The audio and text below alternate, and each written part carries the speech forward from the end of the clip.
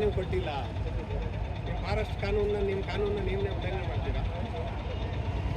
ಉಲ್ಲಂಘನೆ ಮಾಡಿದಿರಲ್ಲ. ಇವಾಗ ಉಲ್ಲಂಘನೆ ಮಾಡೋದೆಲ್ಲ ಮಾಡಿದರೆ ಕೊಡಿ. ಸರ್ಕಾರ ಆದೇಶ ₹200 ಸುಂಕ ವಸೂಲು ಮಾಡೋಕ್ಕೆ ನಿಮ್ಗೆ ಏನು ಆದೇಶ ಇದೆ ಸರ್ಕಾರದಿಂದ ಕೊಡಿ. ಕೇಳಿದ್ದೀನಿ ಸರ್. ಸುತ್ತಾರೆ ಅರಣ್ಯದಲ್ಲಿ ಚಾರಣ ಮಾಡಿ ನೀವು ಭಕ್ತಾದಿಗಳು ತಾವು ತಗೊಳ್ತಾ ದುಡ್ಡು ಸರಿ. ನಿನ್ನೆ 5 ಜನ ₹1,000 ಟಿಕೆಟ್ ಹೊಡೆದಿರೋದು ನನ್ನ ಹತ್ರ ಇದೆ. ಆ 5 ಜನದಲ್ಲಿ ಒಂದು ಮಗು ತೀರೋಗಿರೋದು ಗೊತ್ತೇನಾ? ಆ ಪ್ರಾಣ ಕೊಡೋಕ್ಕಾಗುತ್ತೆ ನೀವು? ಸರಿ ಬಂದು ನೀವು ₹1,000 ಕಲೆಕ್ಟ್ ಮಾಡಿದ್ರಿ. ಅದೇ ಥರ ಒಂದು ದಿನಕ್ಕೆ ಎಷ್ಟು ಕಲೆಕ್ಟ್ ಮಾಡ್ತೀರಿ? ಕಲೆಕ್ಟ್ ಮಾಡಿದ್ಮೇಲೆ ಆ ಹಣ ಏನು ನಿಮ್ಮ ಸರ್ಕಿಲ್ ನನಗೆ ಗೊತ್ತಿದೆ, ಬೇಕು ತರಿಸಿ ಹೇಳ್ತೀನಿ ನಾನು. ನಿಮ್ಮಲ್ಲಿ ನಿಮಗೆ ಗೊತ್ತಿದೆ, ಮಾಡ್ತಾ ಇಲ್ಲ ನೀವು ಆದರೆ ದುಡ್ಡು ಕಲೆಕ್ಟ್ ಮಾಡೋದು ಅರಣ್ಯ ನೋಡೋಕ್ಕಲ್ಲ. ನಾವು ಅದು ಭಕ್ತಾದಿಗಳು ಹೋಗಿ ನಾಗಮಲೆ ದೇವಸ್ಥಾನದಲ್ಲಿ ದೇವರ ದರ್ಶನ ಮಾಡ್ಕೊಂಡು ಬರೋಕ್ಕೋಸ್ಕರವಾಗಿ ನಿಮ್ಮ ಸಿಬ್ಬಂದಿಗಳಿಗೆ ಅದು ವೇತನ ಕೊಟ್ಟಿದ್ದೀವಿ. ಆಗ ಕರ್ಕೊಂಡು ಹೋಗಿ 10 ಜನ 15 ಜನ ದರ್ಶನ ಮಾಡಬೇಕು ಅಂತ ಕೂಡ ಎಲ್ಲಿ ಸಾಧನೆ ಟಿಕೆಟ್ ತಗೋ ಅಲ್ಲಿ ಕೊಡಬೇಕು. ನಿಜ ತಾನೇ ಸರ್? ಇದು ಮಾಡಿದ್ದೀರಾ? ಇದುವರೆಗೂ ಮಾಡ್ತಾ ಇದ್ದೀರಾ? ಮಾತಾಡಿ ಮಾಡಿದ್ದೀರಾ? ಬಾಯ್ಬಿಟ್ಟು ಮಾತಾಡಿ. ಅದಕ್ಕೆ ಮಾತಾಡಿ ಸ್ವಾಮಿ, ಮಾತಾಡಿ, ಬಾಯ್ಬಿಟ್ಟು ಮಾತಾಡಿ. ಮಾಡಿದ್ದೀರಿ ನೀವು. ಒಂದು ಏನಾದ್ರು ಒಂದು ವಿಷಯ ಮತ್ತೆ ಬರೋದ್ರೆ ನೀವು ಮಾಡಿರೋದಕ್ಕೆ ದಾಖಲಾತಿ ಇದೆಯಾ? ಎಲ್ಲ ವಿಡಿಯೋ ಮಾಡಿದ್ದೀರಾ? ಭಕ್ತಾದಿಗಳ ಕರ್ಕೊಂಡಾಗ ನಾಮಲೆ ಪೂಜೆ ಮಾಡಿಸಿ ಕರ್ಕೊಂಡು ಬಂದಿರ್ತಾರೆ ಸಿಬ್ಬಂದಿವರೆಗೆ ಮಾಡಿರ್ತಕ್ಕಂಥ ದುಡ್ಡುಗಳಿಗೆ ಟಿಕೆಟ್ ಮಾಡಿ ಬಿಲ್ ಬುಕ್ ಮಾಡಿ ಕೇಳಿದ್ದೀರಾ? ನೀವು ನಮ್ಮ ಭಕ್ತಾದಿಗಳನ್ನ ಕರ್ಕೊಂಡೋಗಿ ದರ್ಶನ ಮಾಡಿ ತಂದು ಬಿಟ್ಟಿದ್ದಕ್ಕೆ ಆಧಾರ ಏನಿದೆ? ತೋರಿಸಿ. ಏನಿಲ್ಲ. ಟಿಕೆಟ್ ವಸೂಲು ಮಾಡಕ್ಕೆ ಹೇಳಿ ಸ್ವಾಮಿ, ಮಾತಾಡಿ. ನಾನು ಕೇಳಿ ₹500 ವಸೂಲು ಮಾಡೋದಕ್ಕೆ ಆಧಾರ ಇದೆ. ಕರ್ಕೊಂಡೋಗಿ ಬಂದ್ಬಿಟ್ರೆ ಅದಕ್ಕೆ ಏನೂ ಆಧಾರ ಇಲ್ಲ. ಇಡೀ ಜಿಲ್ಲೆಯಲ್ಲಿ ಎಷ್ಟು ಜನ ಸಿರ್ತಾ ಹಿಡಿದಿದೆ. ನಿಮ್ಮ ಧೋರಣೆ ಇದೆಯಲ್ಲ, ಅರಣ್ಯ ಇಲಾಖೆಯವರು ಧೋರಣೆಯಿಂದಾನೇ ಇದೆಲ್ಲ ಆಯ್ತಿರೋದು. ನಿಮಗೂ ಆ ಥರ ಪರಿಸ್ಥಿತಿ ಬಂದಾಗ, ನಿಮ್ಮ ಹೆಂಡತಿ ಮಕ್ಕಳಿಗೆ ಆ ಥರ ಪರಿಸ್ಥಿತಿ ಬಂದಾಗ ನಿಮ್ಗೆ ಅರ್ಥ ಆಗುತ್ತೆ. ಎಷ್ಟು ಜನ ಸತ್ರು ನಿಮ್ಮ ಧೋರಣೆನ ನೀವು ಬಿಟ್ಟಿಲ್ಲ. ನಾವು ನೋಡಿದ್ದೀವಿ ಇಡೀ ಜಿಲ್ಲೆಯಲ್ಲಿ ಎಷ್ಟು ಜನನ ಸಿರ್ತಾ ಹಿಡಿದಿದೆ. ನೀವೇನು ಮಾಡಿದ್ರಿ? ಎಚ್ಚರಿಕೆ ಆಗಿದ್ದಾರ್ಯಾ? ಎಚ್ಚರಿಕೆ ಆಗಿದ್ರೆ ನಾನು ಆ ಥರ ಆಯ್ತಿತ್ತ? ನೀವೊಂದು ಜೀವ ಕೊಡೋಕ್ಕಾಗುತ್ತಾ? ನಾನು ಮಾತಾಡ್ಬೋದು, ನೀವು ಮಾತಾಡ್ತೀರಾ. ನಿನ್ನೆ 10 ವರ್ಷ ಬಾಲಕ ಸತ್ತೋದನಲ್ಲ, ನೀವು ಟಿಕೆಟ್ ತಗೊಂಡ್ಮೇಲೆ ಕರ್ಕೊಂಡೋಗಿ ಕರ್ಕೊಂಡ್ಬಂದು ರಕ್ಷಣೆ ಕೊಡಬೇಕು ಅಂತ ನೀವು ಫಾರೆಸ್ಟ್ ಕಾನೂನು ಇದೆ. ಯಾಕೆ ಕಾನೂನನ್ನ ಉಲ್ಲಂಘನೆ ಮಾಡಿ ನೀವು ಮಾಡಿಲ್ಲ ಅಂತ ನನ್ನ ಪ್ರಶ್ನೆ. ಒಂದು ಗೊತ್ತಿಲ್ಲ ಸರ್. ಇವಾಗ ಸರ್, ಹಿಂದೆ ಒಂದು ಕಾಲದಲ್ಲಿ ನಮ್ಮ ತಾತ ಮುತ್ತಾತ ನಮ್ಮ ಮಕ್ಕಳು ಕೂಡ ಅರಣ್ಯದಲ್ಲಿ ಮಾನವನ ಮೇಲೆ ಕರಡಿ ಆಗಲಿ ಹುಲಿ ಚಿರತೆಗಳು ದಾಳಿ ಮಾಡ್ತಾ ಇದ್ದಿಲ್ಲ. ನಮ್ಮ ಸಾಕು ಪ್ರಾಣಿ ಮತ್ತು ಇವತ್ತು ಆಯ್ತಾರೋ ದಾಳಿಗಳು ಚಿರತೆಯಿಂದ ಹುಲಿಯಿಂದ. ಕಾರಣ ಏನು? ಈ ಚಿರತೆಗಳು ದಾಳಿ ಮಾಡ್ತಕ್ಕಂಥದ್ದು ಬೇರೆ ಕಡೆ ಜಗದೇವ್ರ ಕೋಟೆನೋ ಬಂಡೀಪುರನೋ ನಾಗರೋಳ ಕಾಡಲ್ಲಿ ಆ ಕಡೆ ಆಗಿರ್ತಕ್ಕಂಥ ಅರಣ್ಯದಲ್ಲಿ ಆಗಿರ್ತಕ್ಕಂಥ ಮಾನವನ ಮೇಲೆ ಸಂಘರ್ಷ ಮಾಡಿರ್ತಕ್ಕಂಥ ಮಾನವ ಪ್ರಾಣ ಹತ್ಯೆ ಮಾಡಿರ್ತಕ್ಕಂಥ ಹುಲಿ ಚಿರತೆಗಳು ತಂದು ನಮ್ಮ ಕಾಡು ಬಿಟ್ಟಿದೆ. ಈಗ 5 ತಿಂಗಳಾಗಿದೆ ತಾಳ್ಬೆಟ್ಟದಲ್ಲಿ ಭಕ್ತಾದಿ ತಿಂದಿರು. ಗೊತ್ತಿಲ್ವಾ ನಿಮ್ಗೆ? ಸ್ವಾಮಿ ಪೊಲೀಸ್ನವ್ರೆ ಅರ್ಥ ಮಾಡ್ಕೊಳ್ಳಿ. ಗೊತ್ತಿಲ್ವ? ಅರಣ್ಯ ನೌಕರ ಅಧಿಕಾರಿಗಳೇ ಹೇಳಿ, ಏನ್ ಮಾಡ್ತಾ ಇದೀರಿ ನೀವು? ಏನ್ ಮಾಡ್ತಾ ಇದ್ದೀರಿ ನೀವು? ಅದೇ ಸಫಾರಿಗೆ ಆದ್ರೆ ಪ್ರೊಟೆಕ್ಷನ್ ಜೊತೆ ಹೋಯ್ತೀರಾ, ಜೀಪ್ ಜೊತೆಲಿ.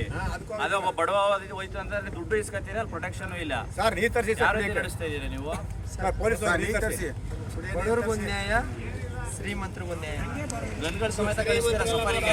ಒಂದ್ ನಿಮಿಷ, ದುಡ್ಡು ಕೊಟ್ಟವ್ರಿಗೆ ಒಂದ್ ನ್ಯಾಯ, ದುಡ್ಡು ಕೊಡದೇ ಇರೋರ್ಗೆ. ಸ್ವಾಮಿ, ನಾವು ರೈತರು, ದೇಶಕ್ಕೆ ಅನ್ನ ನೀಡೋರು, ನಮ್ಮ ಹತ್ರ ದುಡ್ಡಿಲ್ಲ, ನಾವು ಗಂಜಿ ಕುಡ್ಕೊಂಡ್ ಬದುಕೋರು. ಅರ್ಥ ಮಾಡ್ಕೊಳ್ಳಿ ಸರ್. ನೀವು ಎಲ್ಲರೂ ರೈತರ ಮಕ್ಕಳೇ ಆಗಿರ್ತೀರಿ. ಯಾರು ಉತ್ತಾನೆ ಯಾರು ಅಧಿಕಾರಿಗಳ ಮಕ್ಕಳು ಆಗಿರಲ್ಲ, ಎಲ್ಲ ರೈತರ ಮಕ್ಕಳೇ ಆಗಿರ್ತೀರಿ. ಅದರಿಂದ ನೀವು ಎಚ್ಚೆತ್ಕೋಬೇಕು. ಈಗ ಆಗಿದ್ದ ಏನು ಅನ್ಯಾಯ ಆಗಿದೆ ಅದಕ್ಕೆ ನೀವು ಸರಿಯಾಗಿ ಕೊಡಲೇಬೇಕು. ಒಂದು ಅರ್ಧ ಕಿಲೋಮೀಟರ್ ಗಾರ್ಡ್ ಹಾಕಿ ಅಲ್ಲಿ ಅಲ್ಲೇ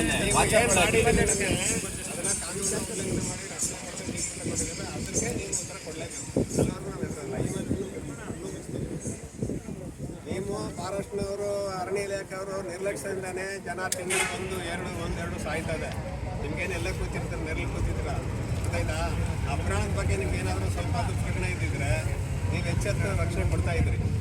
ಯಾರೋ ಸಾಯ್ತಾರ ಬಿಡು ಅಂತ ನಿರ್ಲಕ್ಷ್ಯದಿಂದಾನೇ ಇದು ಆಯ್ತಾ ಇರೋದು. ನೀವು ₹200 ವಸೂಲು ಮಾಡೋಕ್ಕೆ ಸರ್ಕಾರದ ಆದೇಶ ಸುತ್ತೋಲೆ ಕೊಡಬೇಕು ನಿಮಗೆ. ಬಟ್ ನೀವು ನೆನ್ನೆ ಮಾಡಿದಿರಲ್ಲ.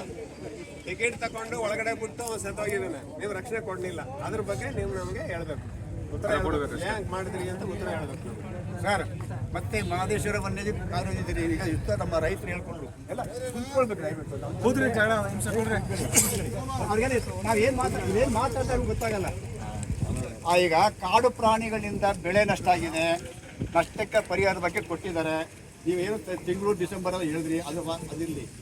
ನಂತರ ಯಾರಾಗಲಿ ದಿನ ಪ್ರತಿನಿತ್ಯ ಹಿಂಡಿನತ್ತ ತುಳಸಿಕೆರೆ ಪೊನ್ನಾಚಿ ಎಲ್ಲೇ ಆಗಲಿ ಆನೆಗಳು ಕರಡಿಗಳು ಹೋಗಿ ಹಲಸಿನ ಮರ ಮಾವಿನ ಮರದ ಹಣ್ಣೆಲ್ಲ ಕಿತ್ತಾ ಇದೆ.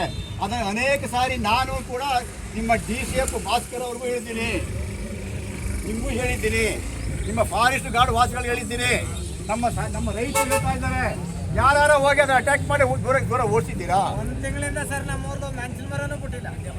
ನಿದ್ದೆ ಮಾಡ್ತಾನೆ ನೆನ್ನೆ ನೈಟ್ ಕೂಡ ಬೆಳಗಾಗ ನೀವು 200 ರೂಪಾಯಿ ಟಿಕೆಟ್ ತಗೊಂಡು ಒಳಗಡೆ ನಮ್ಮ ರೈತರ ಸಮಾಜಕ್ಕೆ ರಕ್ಷಣೆ ಕೊಡಬೇಕು, ಇಲ್ಲಾಂದ್ರೆ ಒಳಗಡೆ ಬಿಡಬಾರ್ದು. ಇರಿ ಅದು ಮತ್ತೆ ಮಾಡಪ್ಪ ಫೈನಲ್ ಬರ್ತಿದ್ದೀರಿ ಮಾಡಪ್ಪ ಸಾಯ್ತಿದ್ರೆ ಟಿಕೆಟ್ ತಗೊಂಡು ನಿಮ್ಮ ಕುಟುಂಬಗಳೆಲ್ಲ ಮೈಸೂರು ಬೆಂಗಳೂರಲ್ಲಿ ಆರಾಮಾಗಿರ್ತಾರೆ, ರೆಸಾರ್ಟ್ಗಳು ಇರ್ತಾರೆ, ರಕ್ಷಣೆ ಗನ್ಮ್ಯಾನು ಕಾರು ಎಲ್ಲನೂ ಇರ್ತದೆ. ರೈತರಿಗೆ ಏನ್ ಮಾಡೋದು? ಸಾಯಿಲ್ಲ, ಬೀದಿ ಹೆಣ ಆಗಲ್ಲ. ಅವ್ರ ನೋವನ್ನ ಮೊದಲು